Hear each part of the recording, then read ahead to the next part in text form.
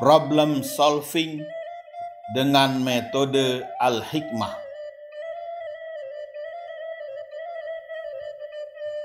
Cara mengubah masalah menjadi peluang bisnis.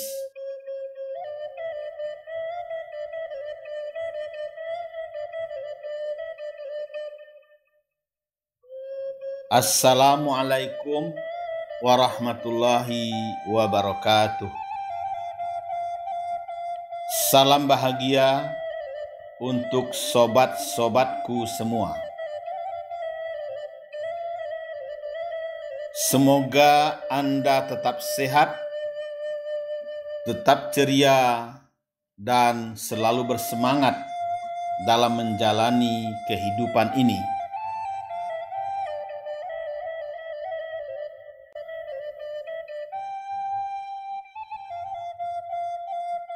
Selamat jumpa lagi di kanal kesayangan kita bersama. Majelis Dakwah Al-Hikmah. Semoga melalui kanal ini kita dapat berbagi ilmu dan pengalaman. Insya Allah kami siap melayani Anda yang ingin konsultasi spiritual, konsultasi problem solving, dan terapi hikmah.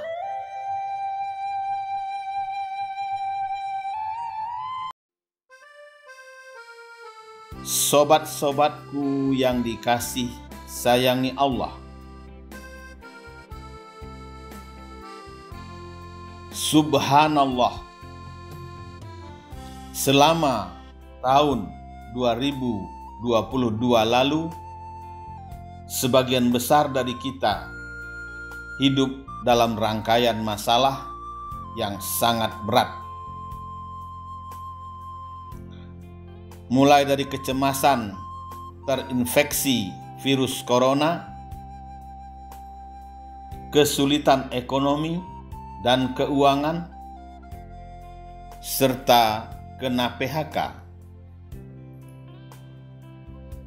Bahkan ada saudara kita yang bangkrut usahanya.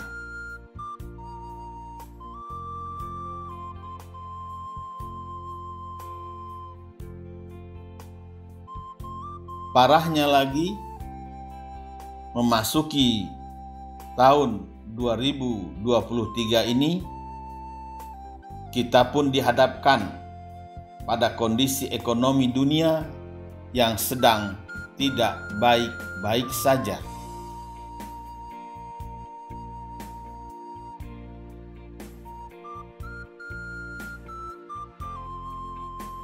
Ancaman krisis ekonomi, pangan, hingga energi, dan dampak perang antara Rusia Ukraina di depan mata. Bahkan banyak pakar yang menyebut kondisi ekonomi dunia saat ini sudah pada tahap mengerikan. Karuan saja fenomena mencemaskan yang menghadang di depan mata ini membuat hati kita ketar-ketir.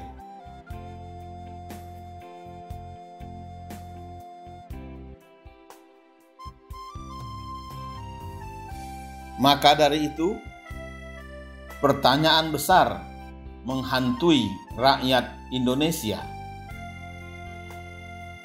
Apakah Indonesia dapat bertahan sehingga tidak terjatuh ke dalam jurang resesi 2023?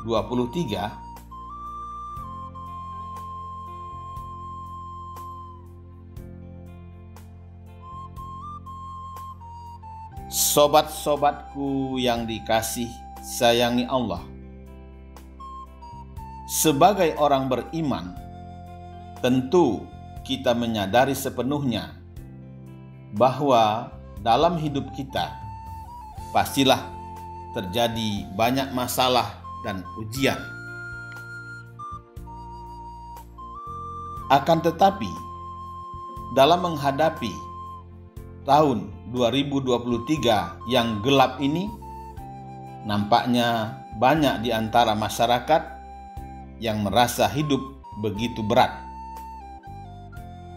Bahkan seolah tak pernah terlihat jalan keluar.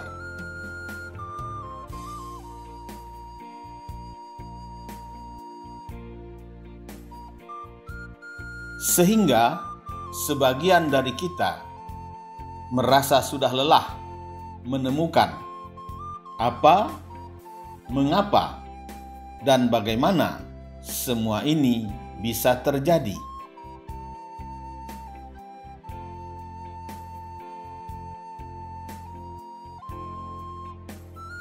Namun demikian, mau tidak mau, kita harus bertahan menjalaninya, sekalipun dengan perasaan yang beraneka ragam. Mungkin pasrah, mungkin masih bingung, mungkin dengan berharap kelak ada jalan keluar. Semoga tak ada yang putus asa.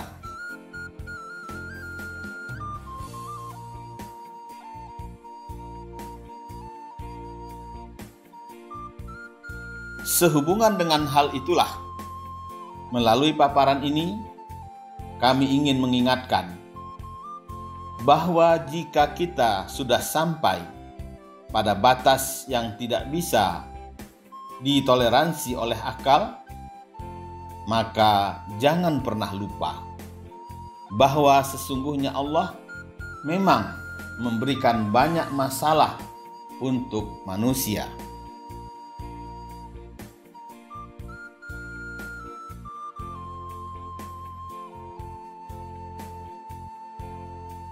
Allah Subhanahu wa Ta'ala memberikan cobaan agar kita senantiasa mengingatnya dan menjadikan kita sebagai pribadi yang lebih tangguh lagi ke depannya dalam mengarungi kehidupan.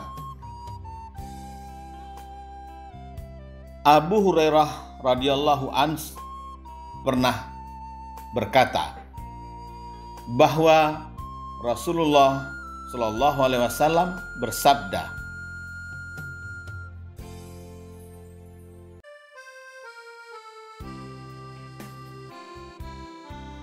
barang siapa yang dikehendaki Allah menjadi orang yang baik, maka dia akan diberinya cobaan. Hadis riwayat Bukhari.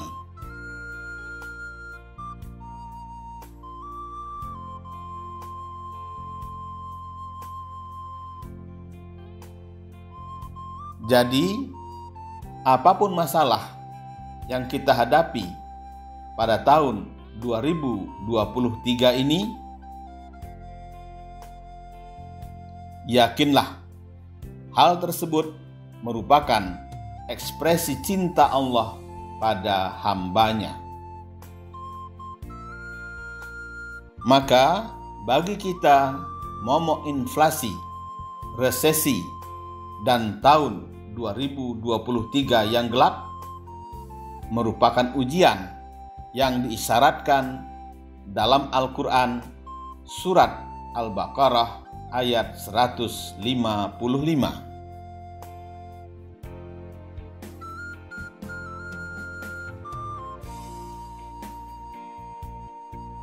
Dan sungguh akan kami berikan cobaan kepadamu dengan sedikit ketakutan, kelaparan, kekurangan harta, jiwa, dan buah-buahan. Dan berikanlah berita gembira kepada orang-orang yang sabar.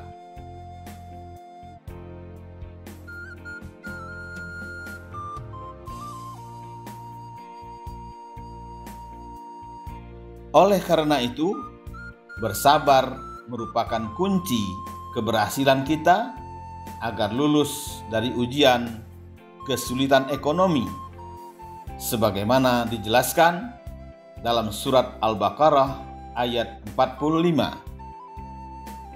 Jadikanlah sabar dan sholat sebagai penolongmu. Sebagai ujian, tentu tidak mudah melalui masa-masa sulit pada tahun 2023 ini. Sehingga sabar harus disertai dengan ikhtiar mengembalikan masalah yang kita hadapi dan ancaman resesi kepada Allah Subhanahu wa Ta'ala. Sebagaimana dijelaskan dalam surat Al-Baqarah ayat 155 sampai 156.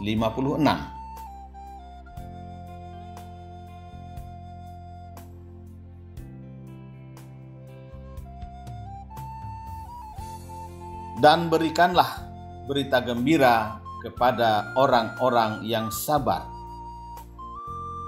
yaitu orang-orang yang apabila ditimpa musibah, mereka berkata, "Inna lillahi wa inna ilaihi raji'un."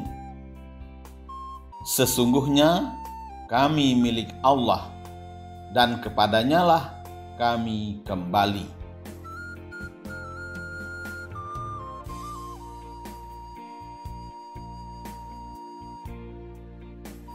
Sobat-sobatku yang dikasih sayangi Allah, ketika kita mengembalikan masalah kepada Allah, berarti kita memvalidasi bahwa Dia dapat menyelesaikan masalah yang kita hadapi. Maka cara mengembalikan masalah kepada Allah itu haruslah mengikuti petunjuknya. Dan untuk mendapatkan petunjuk atau ilham dari Allah, kita harus melakukan perjalanan spiritual menuju hadiratnya pada sepertiga malam.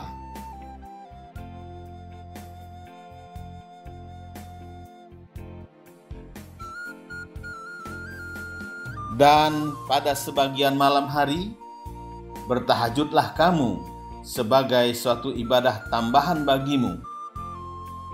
Mudah-mudahan Rabb-mu mengangkat kamu ke tempat yang terpuji. Quran Surat Al-Isra ayat 79.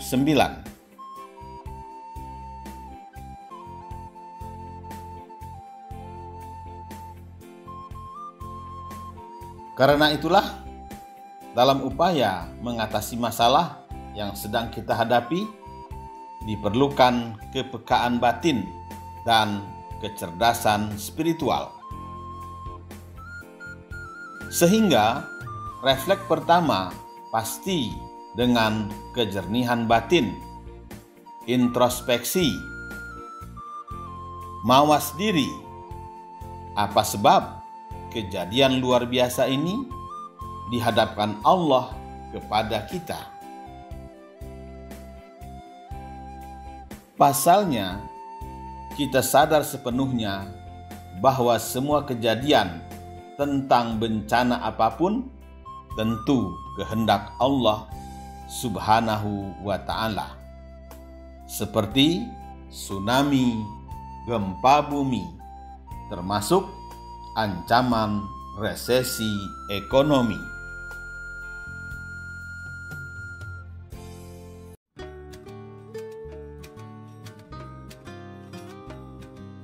Sobat-sobatku yang dikasih sayangi Allah, simultan dengan hal tersebut adalah menata batin dalam memahami dan menyikapi kejadian luar biasa ini dengan perspektif keimanan.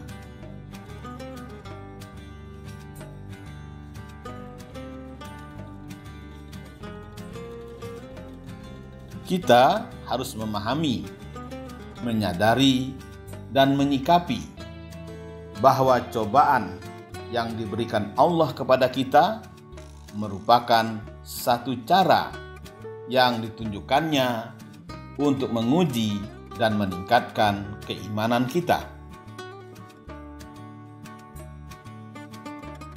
Sehingga kita bisa meyakini bahwa ujian itu merupakan ekspresi cinta Allah pada hambanya. Sebagaimana hal tersebut dijelaskan Nabi Muhammad SAW dalam sabda beliau yang diriwayatkan oleh Imam At-Tabrani.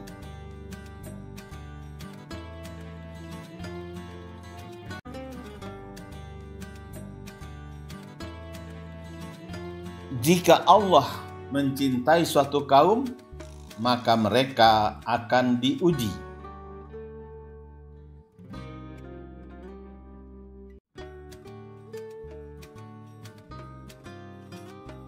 Jadi, kita harus menyadari bahwa ujian Allah itu sebagai bentuk kasih sayangnya agar kita bisa bersabar menghadapi musibah.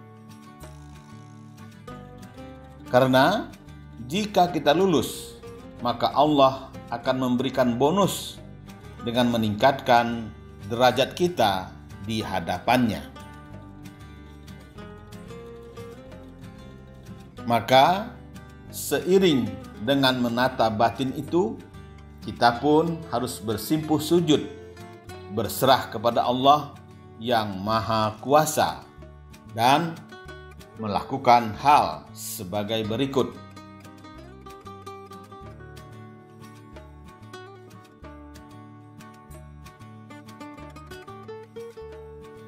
Pertama, mandi taubat.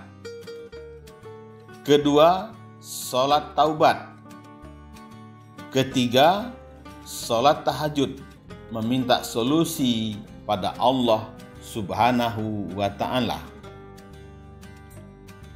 Keempat, sholat duha, menjemput rezeki ke langit. Kelima, susun rencana kerja. Keenam, sedekah tiap hari. Ketujuh, you can do it.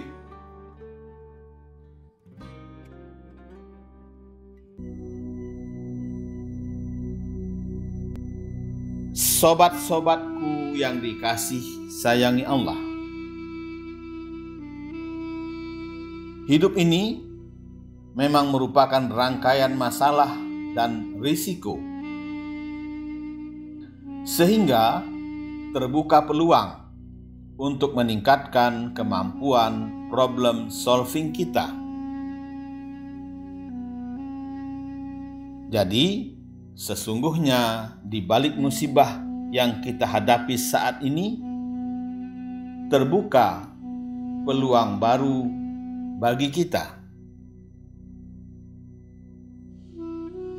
Dengan demikian, kita bisa mengubah masalah menjadi peluang bisnis atau kesempatan untuk mengembangkan karir.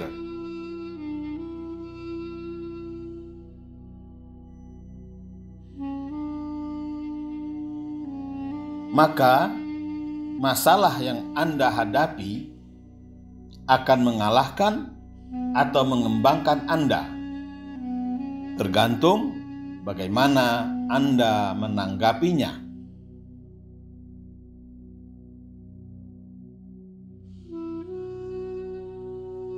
Sayangnya, kebanyakan orang gagal untuk melihat bagaimana Allah ingin menggunakan masalah untuk kebaikan dalam hidup mereka. Mereka bereaksi dengan bodoh dan membenci masalah, sehingga mereka tidak mau berhenti sejenak untuk memikirkan manfaat apa yang mungkin mereka dapatkan.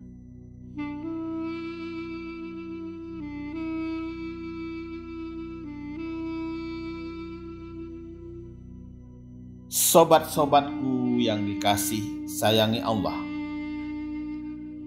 sekalipun hakikatnya pada masalah yang kita hadapi, hanya Allah yang tahu apa maksud dan tujuannya. Namun, berdasarkan petunjuk Allah dan pengalaman hidup, insya Allah kita dapat mengetahui tujuan Allah di balik masalah kita.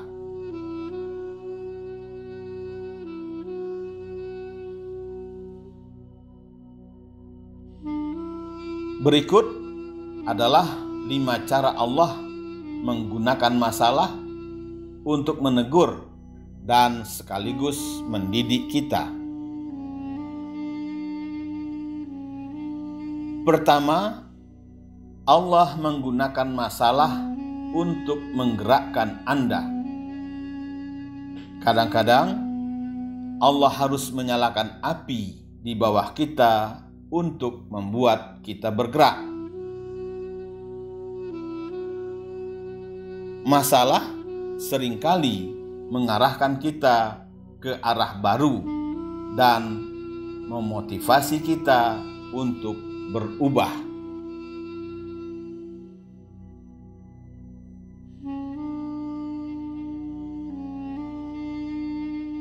Kedua, Allah menggunakan masalah untuk menguji tingkat kekuatan iman kita saat mendapat ujian darinya.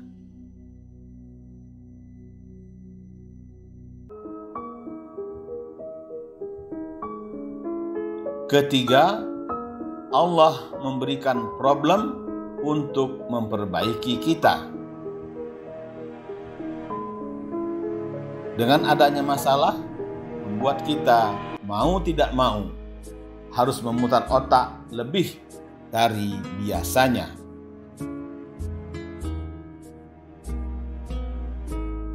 Keempat, Allah ingin mengampuni dosa kita melalui kesulitan hidup yang didatangkannya.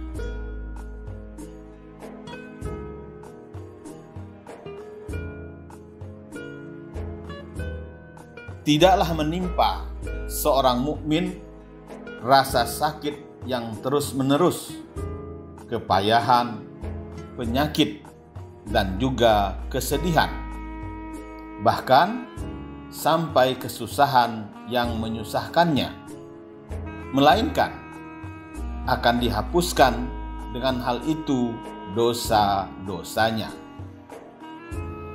Hadis riwayat Muslim.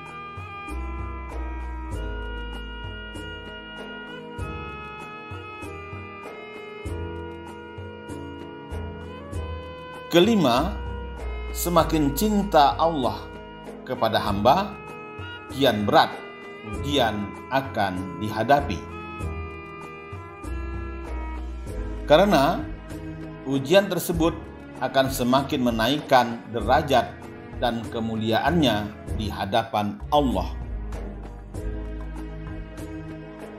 Orang yang paling dicintai Allah adalah para nabi dan rasul.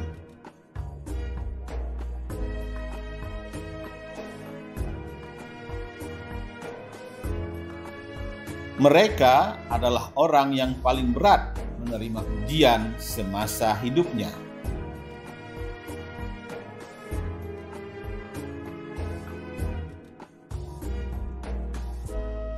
Dengan demikian, cara pandang seseorang dalam menghadapi masalah akan menentukan kemampuannya menemukan solusi yang tepat dan efektif untuk dapat menyelesaikan permasalahan yang terjadi. Karena itulah, metode Al-Hikmah membimbing Anda untuk mengatasi masalah hidup yang berat dengan pikiran dan hati yang tenang.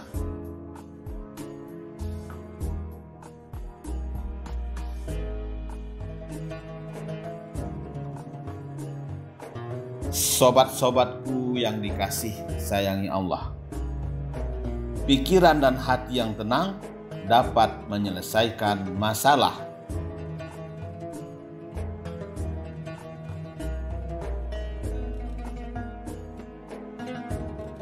Di dalam ketenangan hati dan pikiran akan timbul rasa optimisme, sehingga bisa narimo ing pangdum, rida dan ikhlas menerima apapun bentuk penyelesaian yang diberikan Allah atas segala problem yang dihadapi.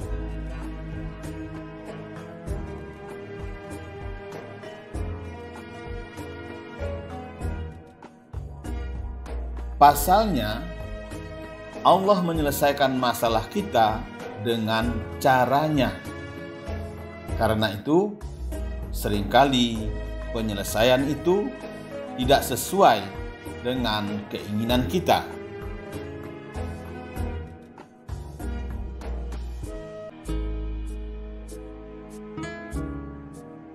Tapi, kita harus menyadari sepenuhnya bahwa bagaimanapun Allah memang yang menentukan.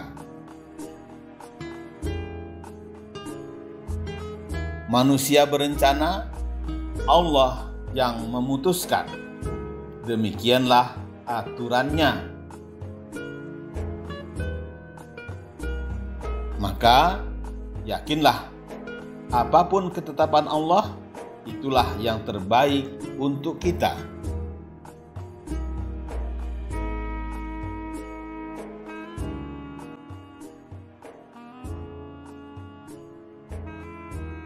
Sobat-sobatku yang dikasih sayangi Allah,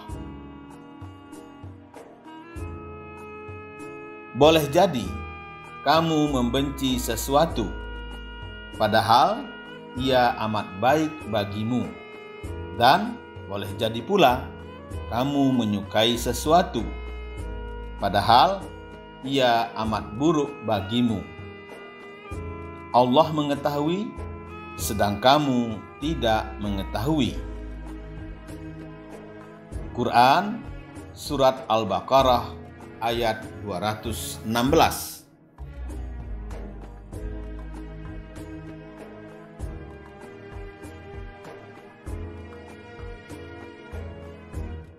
Ayat ini merupakan kaidah yang memiliki hubungan erat dengan prinsip keimanan,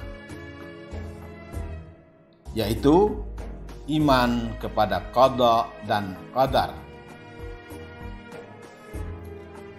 Musibah-musibah yang menimpa manusia semuanya telah dicatat oleh Allah 50.000 tahun sebelum Dia menciptakan langit dan bumi.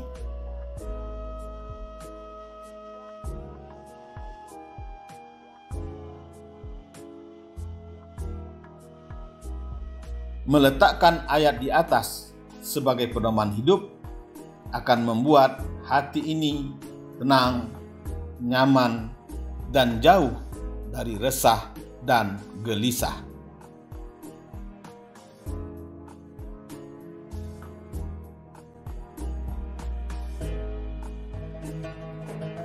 Alhamdulillah, Anda sudah menyimak video ini sampai selesai. Tolong videonya diberikan komentar, subscribe, like, share, dan nyalakan tanda loncengnya. Terima kasih atas atensi Anda. Wabillahi taufik wal hidayah. Wassalamualaikum warahmatullahi wabarakatuh.